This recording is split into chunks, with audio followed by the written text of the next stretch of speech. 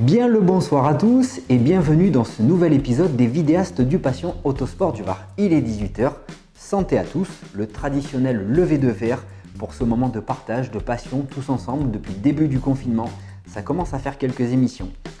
Avant de vous présenter les invités de ce soir, et croyez-moi, on a une très belle émission, on a de très belles présentations, ce soir ça envoie du lourd. On va déjà avoir un petit témoignage d'un pilote de légende. Alors, j'ai quelques anecdotes pour essayer de vous le faire découvrir et puis vous allez chercher dans vos petites têtes et on va se remémorer un peu l'histoire du passé du sport automobile avec ce pilote. Donc, j'ai pris l'essentiel parce que si on devait tout raconter, je crois qu'il faudrait 4 heures de vidéo, tellement les palmarès sont nombreux, tellement c'est une légende dans le monde du sport automobile. Donc, on va aller à l'essentiel et je vais vous le faire découvrir rapidement. Donc, il commence la compétition en 1981 sur une Auto Bianchi A112 Abarth. Il se tourne ensuite vers les formules de promotion Peugeot et il devient rapidement pilote officiel pour la marque en championnat de France des rallyes. Là déjà, ça vous dit un peu quelque chose, je pense. Après de brillantes courses chez la marque Olion, il est repéré par l'écurie Ford et Ford lui offre un volant sur une Ford Sierra Cosworth où il fera le championnat du monde des rallyes. Début 1996, il n'aura plus de volant, mais il va vite se retourner et il retrouve une place rapidement chez Peugeot qui ambitionne de revenir en championnat du monde. Ce sera les années de la 306 Maxi, 206 WRC, avec son rival qui sera à l'époque Gilles Panizzi. Là, ça y est, je crois que vous êtes friands. On le surnomme dans le monde automobile Frentard. Là, il n'y a plus de doute. On le retrouvera normalement dans l'actualité d'aujourd'hui, si tout va bien, sur l'Alpine A110 RGT. J'ai nommé Monsieur François Delecourt. Monsieur François Delecourt nous adresse un petit message et puis nous explique comment se passe son confinement et j'espère qu'on le retrouvera bientôt sur les spéciales de rallye. Donc merci François pour ce petit témoignage. Avec vous dans Passion Autosport du Var, François Delecourt.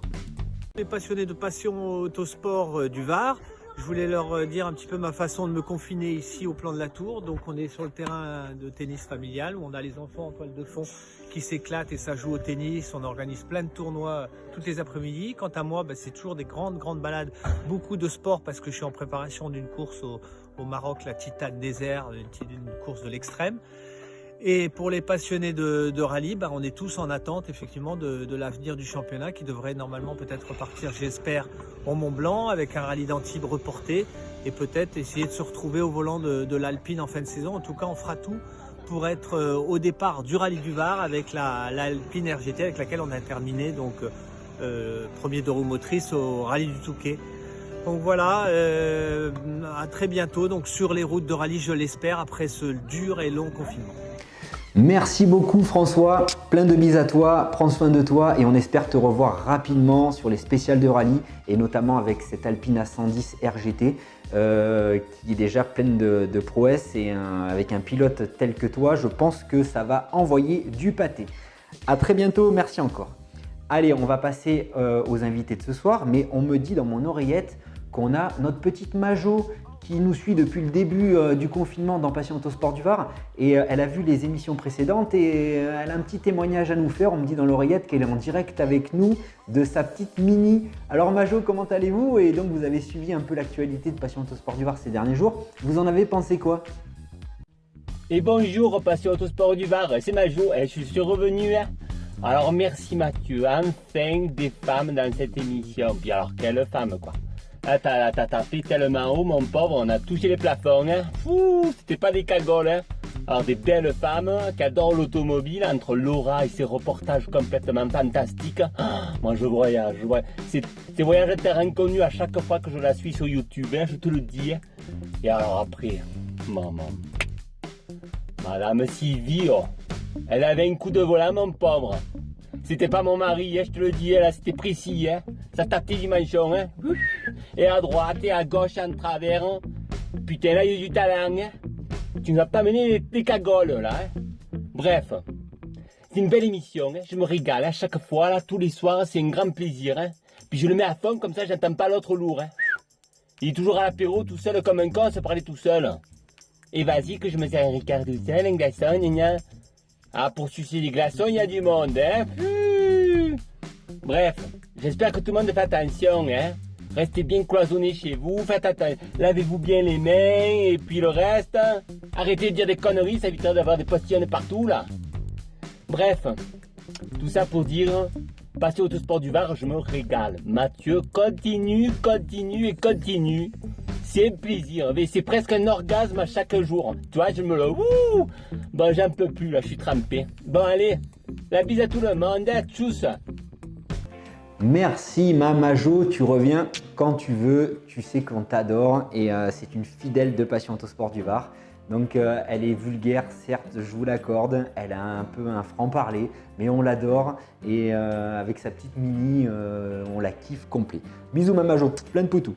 Allez, on en vient vite au vif du sujet parce que ce soir, il y a beaucoup à dire.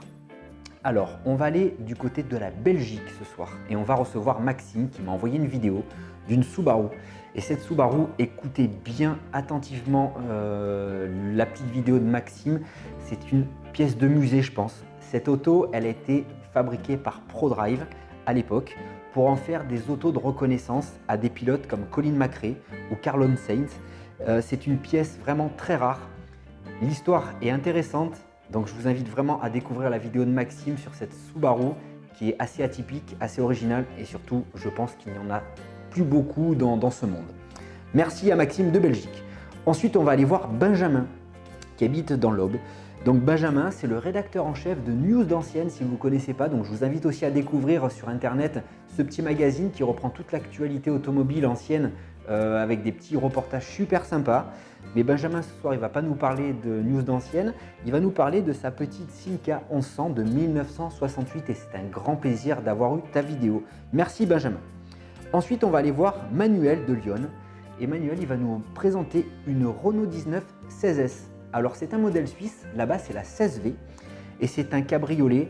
C'est très rare, ça court pas les rues, elle est magnifique. Et puis en plus, il y en a eu très peu par une faible commercialisation. Donc, je peux vous garantir que c'est vraiment une petite pièce sympathique qu'on a ce soir, cette Renault 19 16V, un modèle suisse. Et on va finir avec Sylvain, qui nous vient de l'Ain.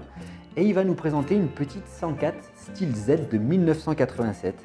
C'est une très belle auto, il nous a fait un petit montage chapa. Il va nous présenter toutes les particularités de cette modèle 104Z qui a été une série limitée si je ne dis pas de bêtises. Et puis on a affaire aussi à un grand passionné, un affûté de la 104.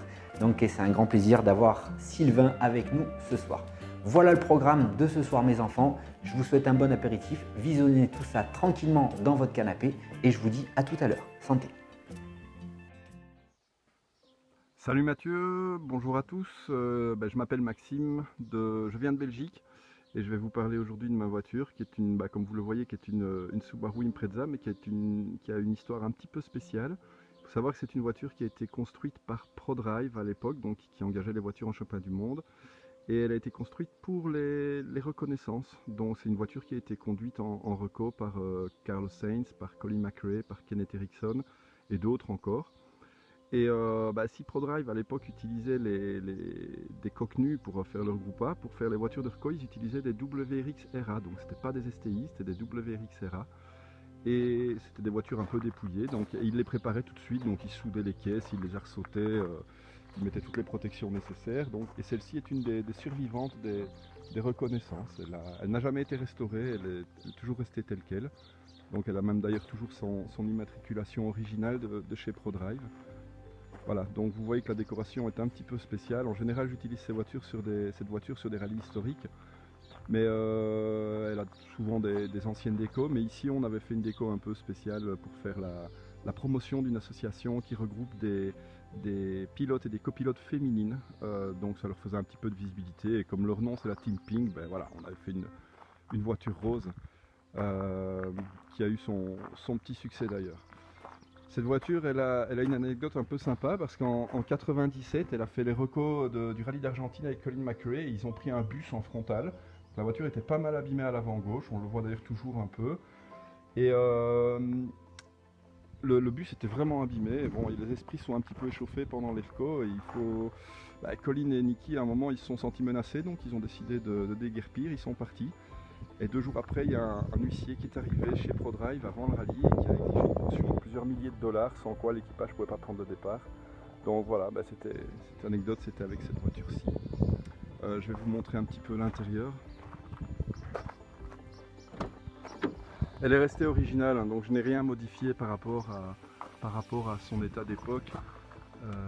Voilà, donc elle a les baquets ProDrive, l'arceau soudé évidemment chez eux, la console centrale. Elle a également ici une boîte à crabot, donc c'est assez sympa quand on roule. Monsieur, le point faible des Impreza, c'est évidemment la boîte, hein. Quand vous avez une boîte d'origine, ça va jamais très longtemps. Donc ici elle a une toute bonne boîte à crabot. Elle a également une direction directe, donc ça c'était une crémaillère Groupa, ça avait été demandé par Colline à l'époque pour pouvoir bien repérer les angles de virage.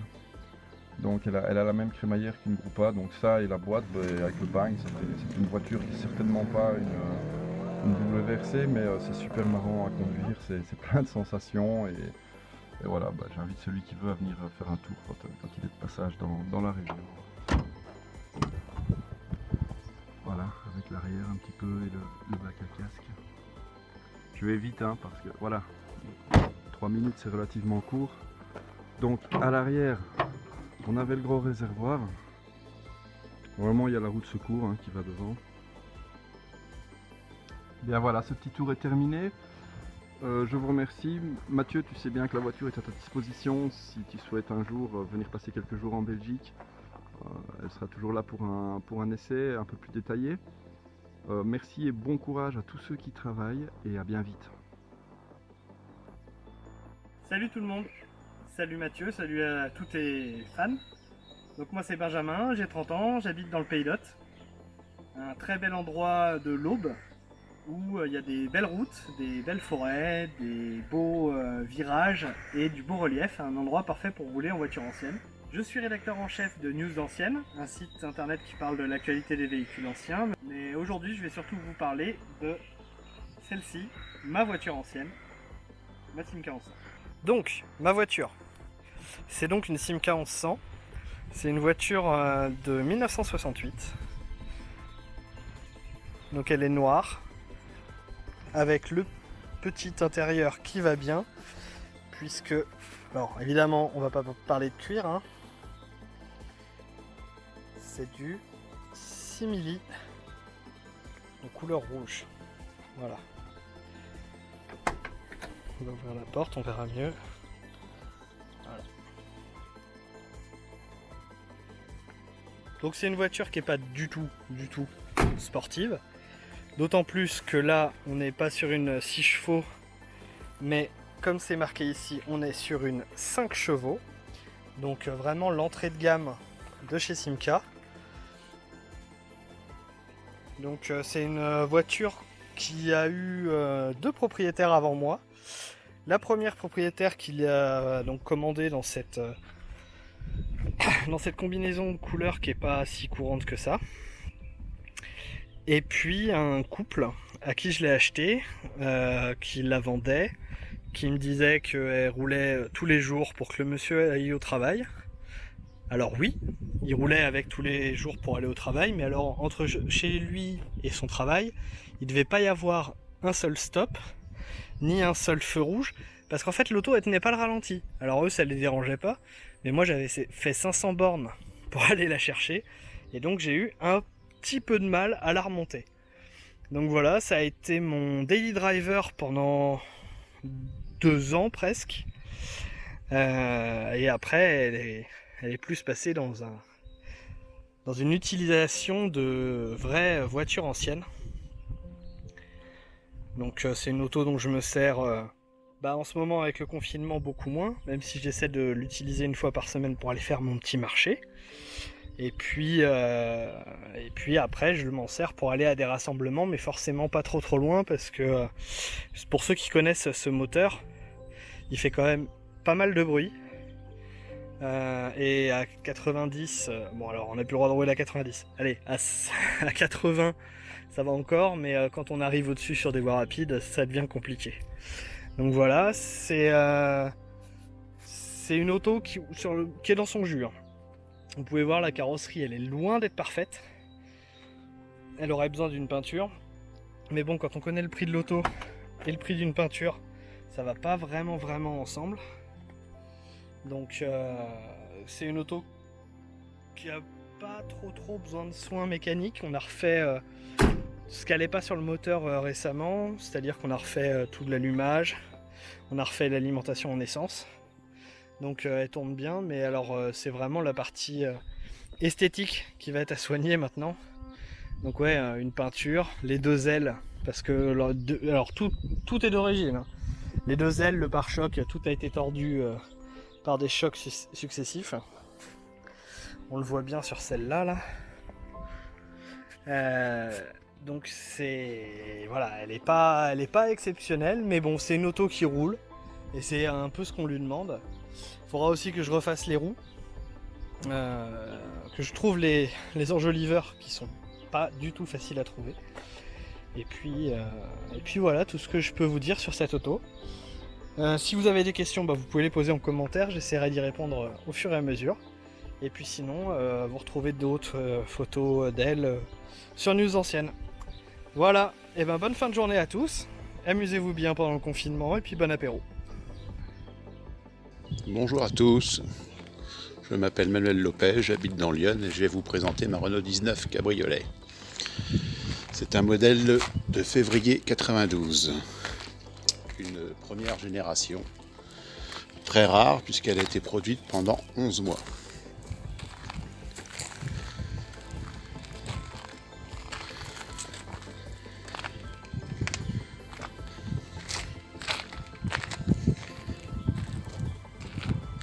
C'est une 16 soupape. Ici, elle est badgée 16V, car elle n'est pas d'origine française, mais suisse. Elle vient de la région de Zurich.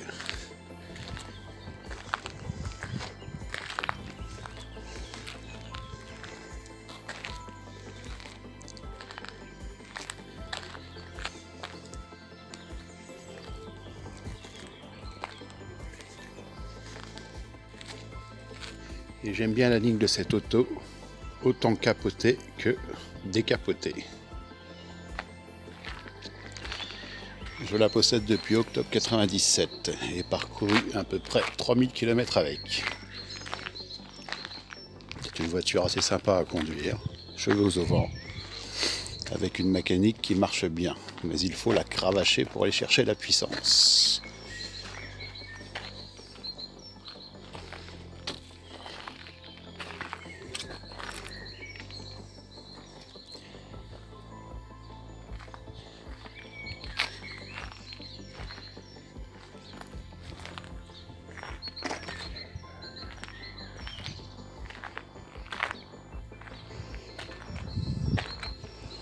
Je vais vous faire découvrir l'intérieur.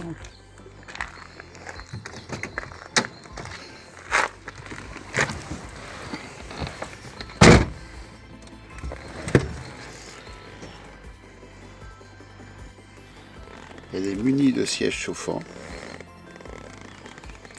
de 4 vitres électriques.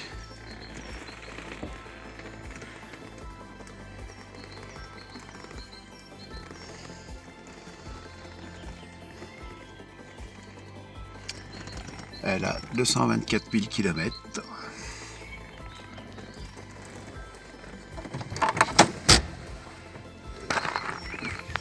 Allons voir le moteur.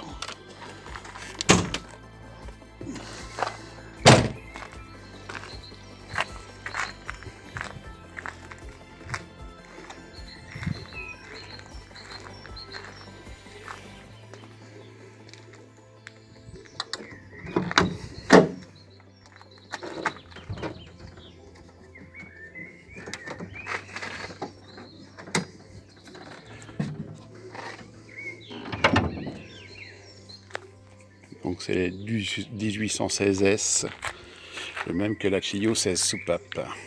Il développe 137 chevaux dans cette version catalysée.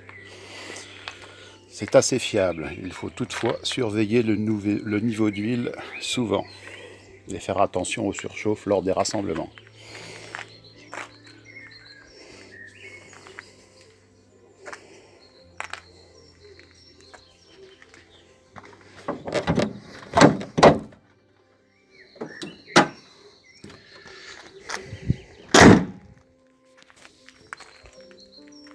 C'est une voiture qu'on peut utiliser pour aller chiner dans les vides-greniers, les marchés, ou pour faire quelques rassemblements de voitures anciennes. D'ailleurs, c'est ma femme qui la prend pour ces moments-là. Elle m'accompagne, moi et ma 17, avec grand plaisir.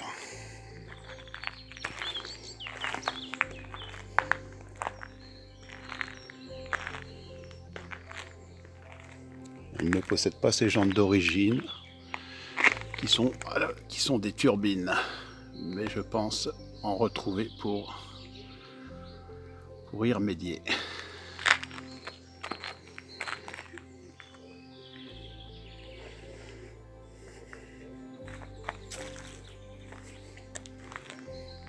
La carrosserie mérite bien sûr un rafraîchissement, elle est dans son jus, mais pas trop mal conservée. C'est des voitures qui avaient tendance à rouiller.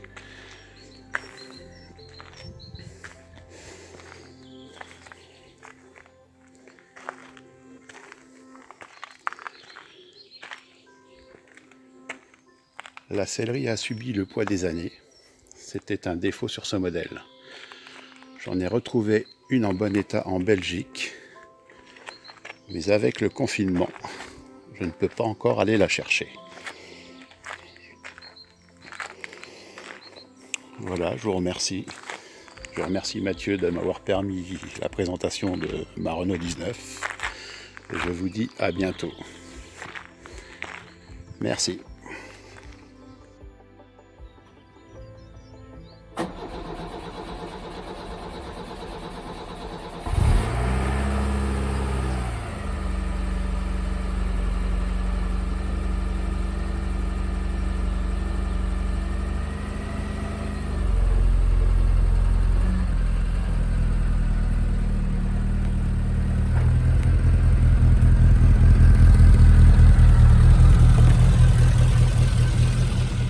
Bonjour à tous, bienvenue dans l'Ain, région Rhône-Alpes. On n'est pas bien loin de la Bourgogne par ici.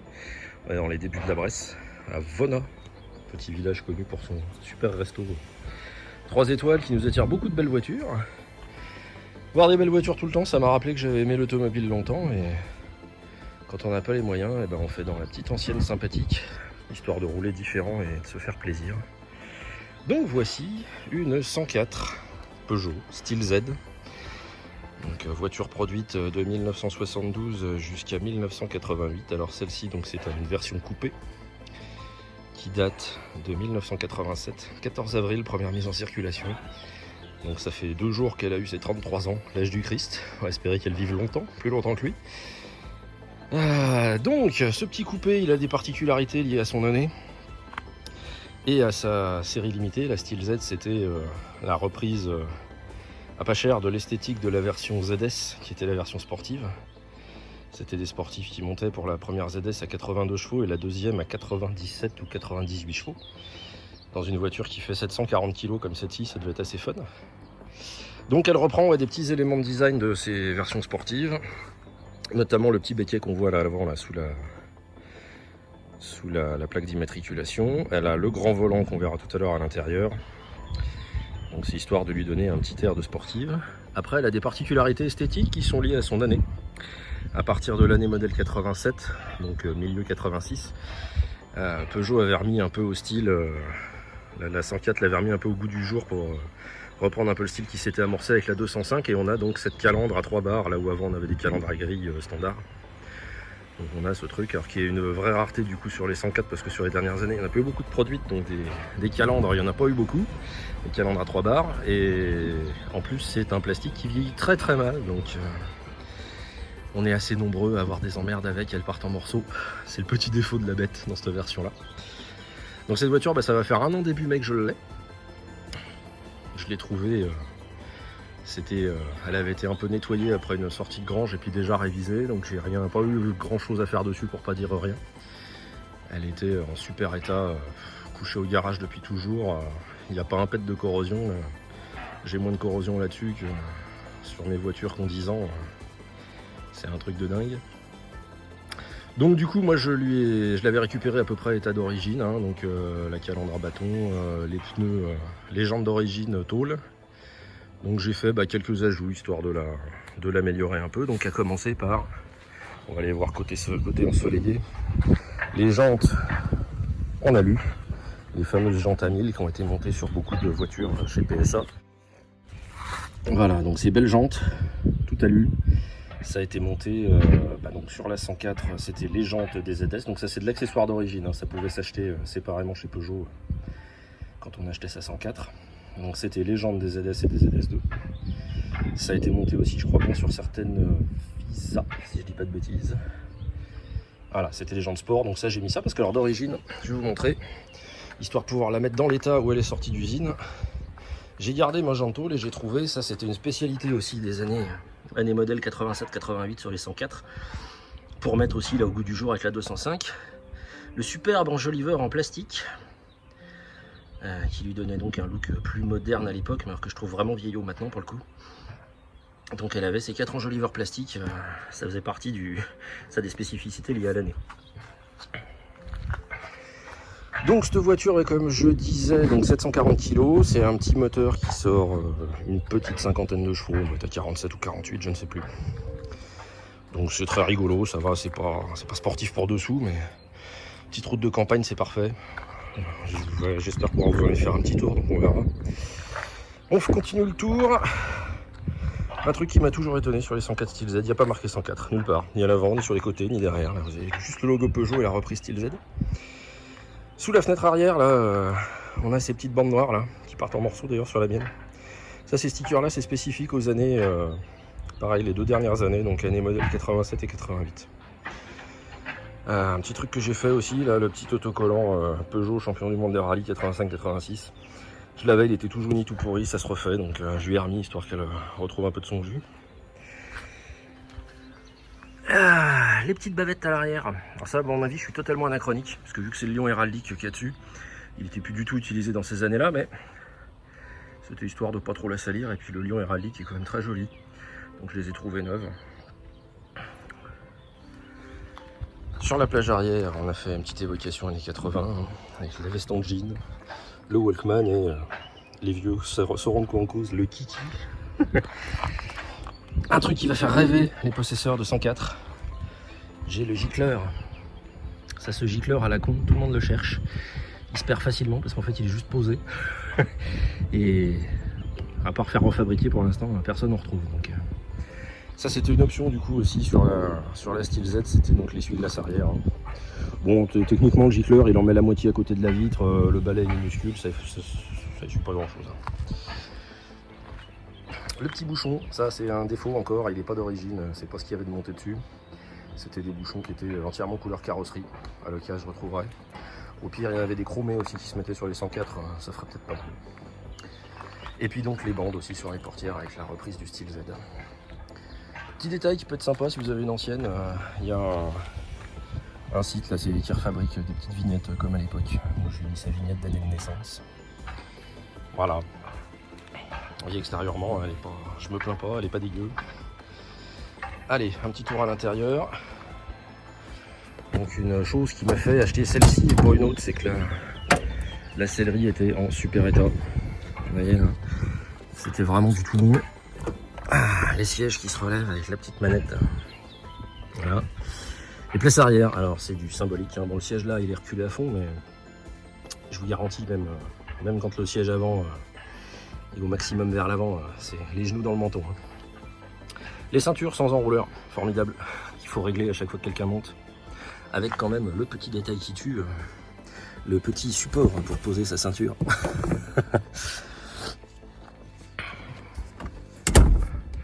Les appuis-têtes, ça c'était de l'option. Je les ai trouvés après, je les ai pas eu avec.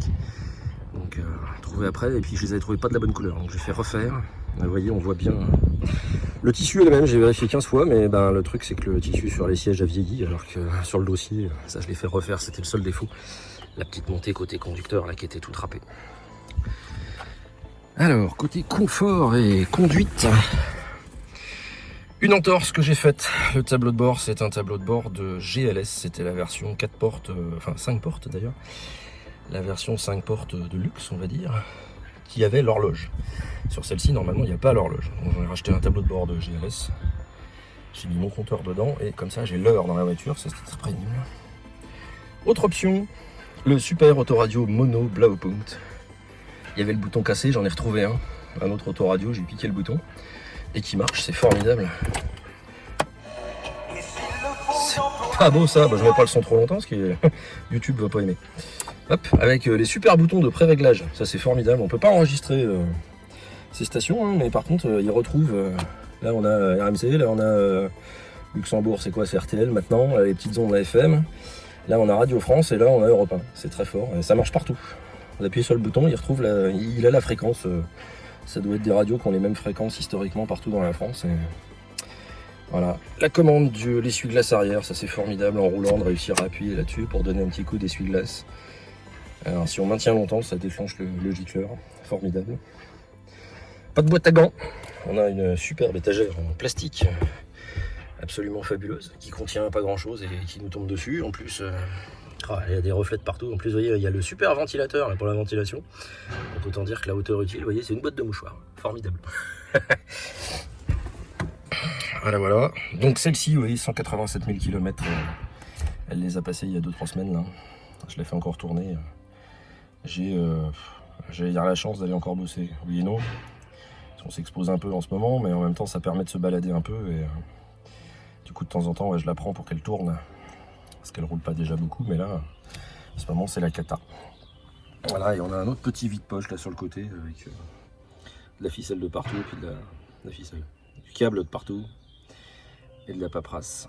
Allez, on va ouvrir le capot. Vous montrer la bête.